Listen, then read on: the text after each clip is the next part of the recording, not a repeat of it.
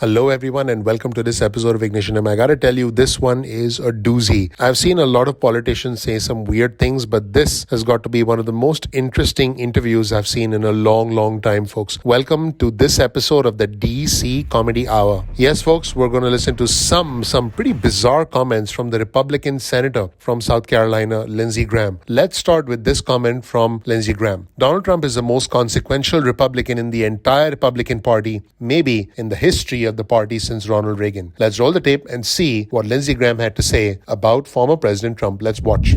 We let a lot of people down. Senator McConnell's been a great leader on many things, but we're going into an election cycle where the wind's to our back. We can't do this again. But when you look forward to this party, Donald Trump is the most consequential Republican in the entire Republican Party, maybe in the history of the party since Ronald Reagan. And if you're going to lead this party in the House and the Senate, you have to have a working relationship with Donald Trump or it will not work. Now, if you thought that was interesting, folks, let's take a look at this next comment from Lindsey Graham. He said this: if you want to be a Republican leader in the House or the Senate and you don't have a working relationship with Donald Trump, you cannot be effective. So I hope we'll get on the same page here. Let's roll the tape and watch what Lindsey Graham had to say. But sir, I mean, in the end, the Democrats are going to end up raising the debt limit by themselves. All we're talking about here is setting up a process so they can do it.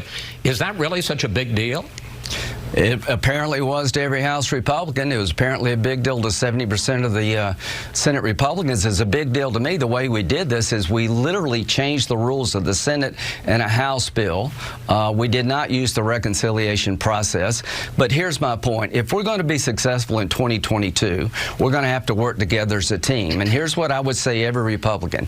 If you want to be a Senate Republican leader in the House, a Republican leader in the House or the Senate, and you don't have a working relationship with Donald Trump, you cannot be effective. So I hope we'll get on the same page here.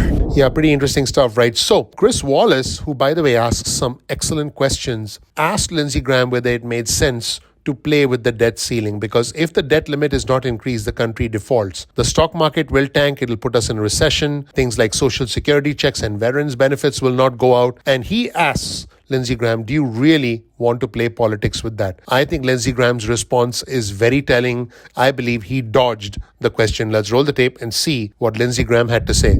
But you know, what we're talking about here is something a lot more serious than the process to set up the debt vote. If you don't raise the debt limit, the country defaults. If that happens, it tanks the markets. It probably puts us in a recession. It means that things like Social Security checks and veterans benefits don't go out. Do you really want to play politics with that?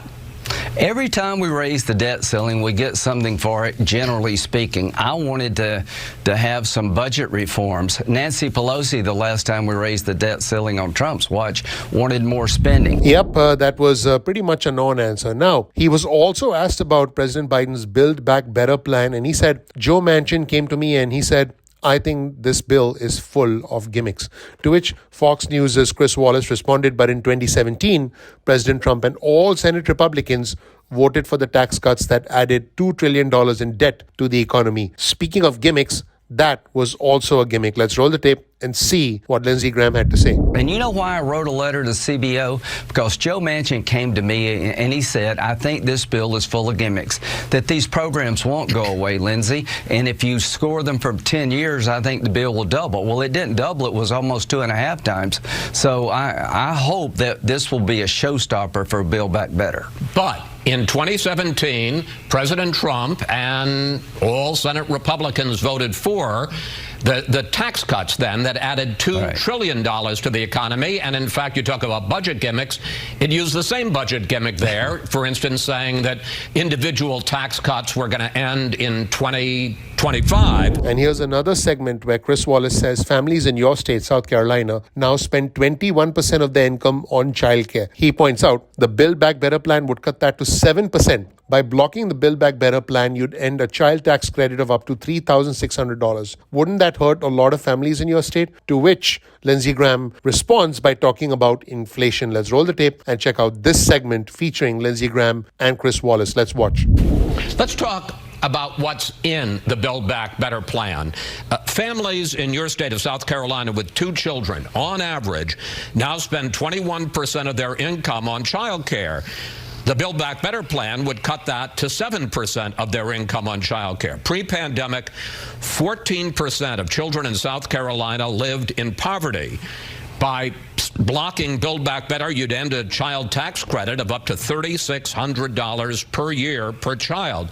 Senator, just as a practical matter, won't that hurt a lot of families in your state? As a practical matter, my families in my state are getting crushed by inflation.